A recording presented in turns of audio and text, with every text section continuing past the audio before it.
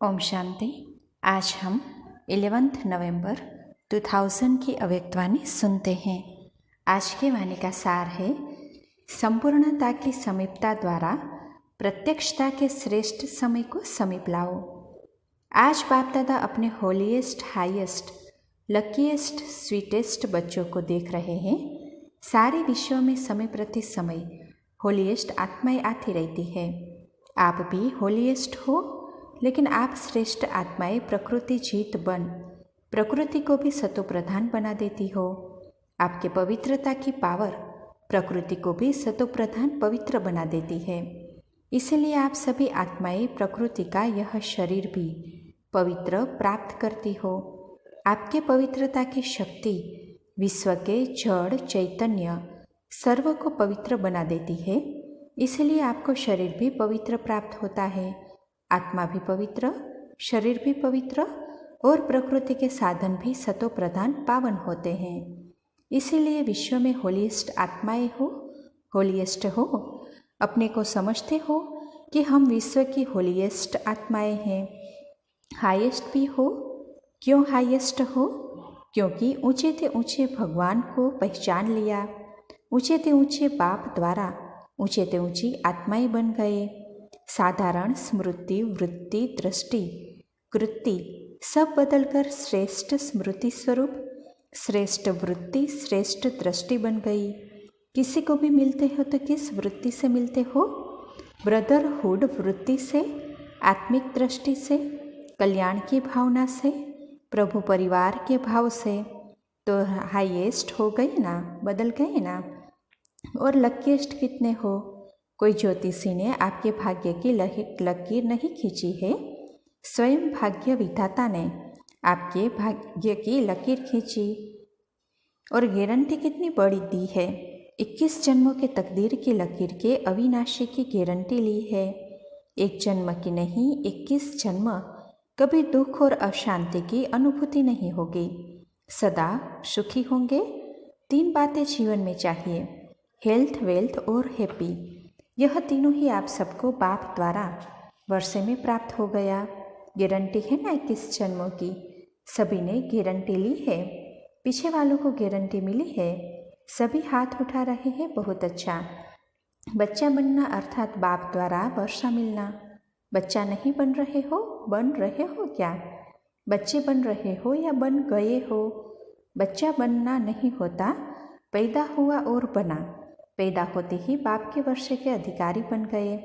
तो ऐसा श्रेष्ठ भाग्य बाप द्वारा अभी प्राप्त कर लिया। और फिर रिचेस्ट भी हो, ब्राह्मण आत्मा। क्षत्रिय भी नहीं, ब्राह्मण। ब्राह्मण आत्मा निश्चय से अनुभव करती है कि मैं श्रेष्ठ आत्मा, मैं फलाना नहीं। आत्मा रिचेस्ट इन द वर्ल्ड है। ब्राह्मण है तो रिचेस्ट इन द वर्ल्ड है, क्योंकि ब्राह्मण आत्मा के लिए परमात्मा याद से हर कदम में पदम है। तो सारे दिन में कितने कदम उठाते होंगे? सोचो, हर कदम में पदम, तो सारे दिन में कितने पदम हो गए? ऐसी आत्माएं बाप द्वारा बन गए। मैं ब्राह्मण आत्मा क्या हूँ, यह याद रखना ही भाग्य है। तो आज बाप दादा हर एक के मस्तक पर भाग्य का चमकता हुआ सितारा देख रहे हैं। आप भी अपने भाग्य का सितारा देख रहे हो। बाप दादा बच्चों को देख खुश होते हैं या बच्चे बाप को देख खुश होते हैं? कौन खुश होता है, बाप या बच्चे? कौन? तो कहा बच्चे। बाबा बोले बाप खुश नहीं होता। बाप बच्चों को देख खुश होते और बच्चे बाप को देख खुश होते हैं। दोनों खुश होते हैं, क्योंकि बच्चे जानते हैं कि यह प्रभु मिलन, यह परमात्मा प्यार, यह परमात्मा वर्षा, यह परमात्मा प्राप्तियाँ अभी ही प्राप्त होती है, अब नहीं तो कब नहीं। ऐसे हैं बाप दादा सिर्फ एक बात बच्चों को रिवाइज करा रहे हैं। कौन सी बात होगी, समझ गए हो? यही बाप दादा रिवाइज करा रहे हैं कि अब श्रेष्ठ समय को समीप लाओ। यह विश्व की आत्माओं का आवाज़ है, लेकिन लाने वाले कौन, आप हो या और कोई है? ऐसे सुहावने श्रेष्ठ समय को समीप लाने वाले आप सभी हो। अगर हो तो हाथ उठाओ। अच्छा, फिर दूसरी बात भी है, वह भी समझ गए हो, तब हंस रहे हो। अच्छा, उसकी तारीख कौन सी है? डेट तो फिक्स करो ना। अभी डेट फिक्स की ना कि फॉरेनर्स का टर्न होना है, तो यह डेट तो फिक्स कर ली। तो समय को समीप लाने वाली आत्माएं, बोलो इसकी डेट कौन सी है?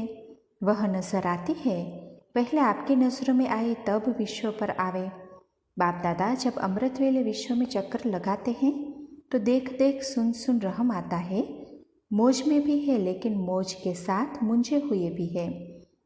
तो बाप दादा पूछते हैं कि हे दाता के बच्चे मास्टर दाता, कब अपने मास्टर दातापन का पाठ तीव्र गति से विश्व के आगे प्रत्यक्ष करेंगे, या अभी पर्दे के अंदर तैयार हो रहे हैं? तैयारी कर रहे हो? विश्व परिवर्तन के निमित्त आत्माएं, अब विश्व की आत्माओं के ऊपर रहम करो। होना तो है ही, यह तो निश्चय है, और होना भी आप निमित्त आत्माओं द्वारा ही है।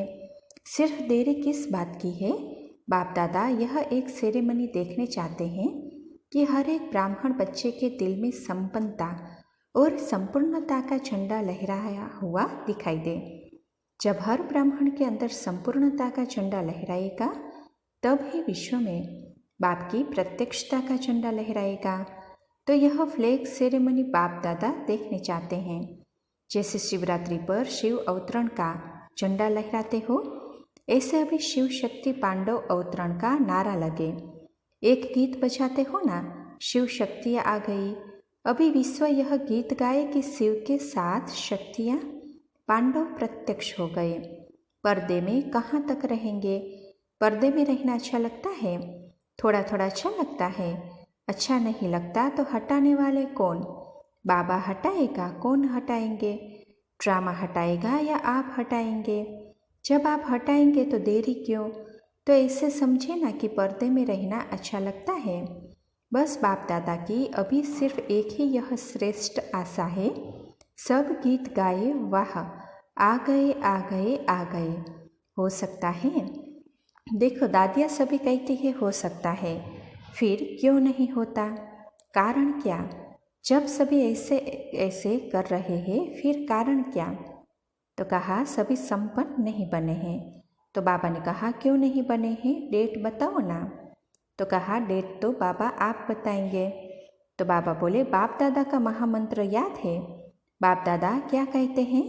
अब कब नहीं अब। दादी जी कह रही है बाबा फाइनल डेट आप ही बताओ।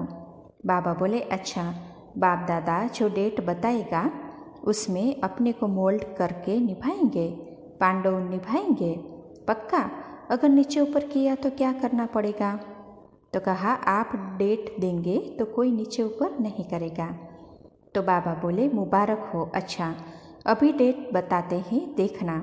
देखो बाप दादा फिर भी रहमदिल है। तो बाप दादा डेट बताते हैं, अटेंशन से सुनना।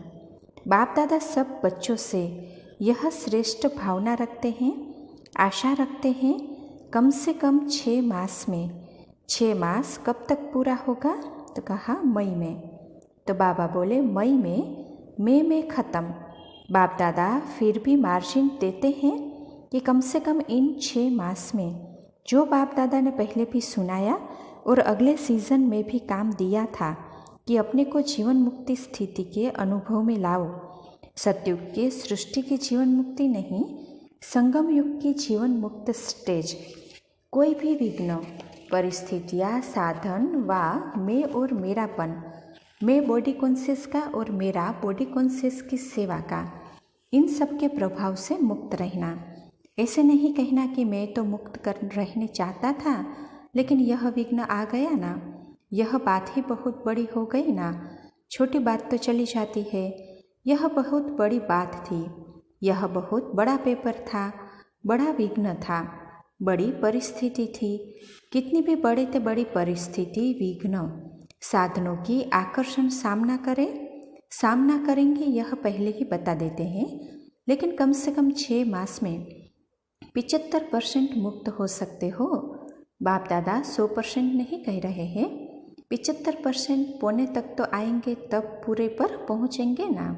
तो 6 मास में 1 मास भी नहीं, 6 मास दे रहे हैं, वर्ष का आधा। तो क्या यह डेट फिक्स कर सकते हो?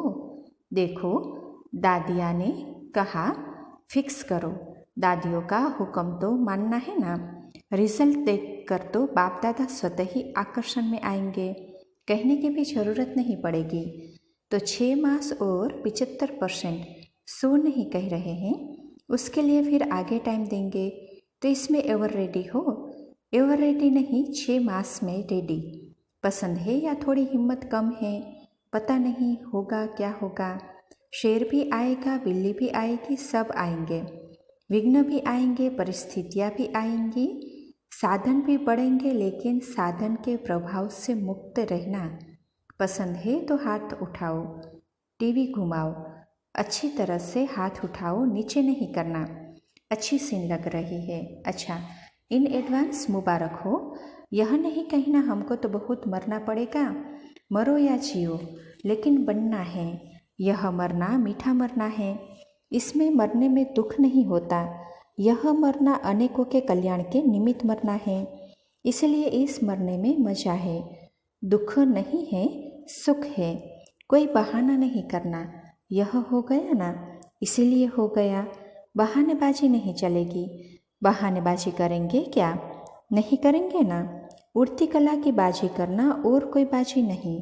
गिरती कला की बाजी, बहानेबाजी, कमजोरी की बाजी, यह सब खत्म। उड़ती कला की बाजी ठीक है ना। सबके चेहरे तो खिल गए हैं। जब 6 मास के बाद मिलने आएंगे तो कैसे चेहरे होंगे, तब भी फोटो निकालेंगे। अच्छा, ओम शांति।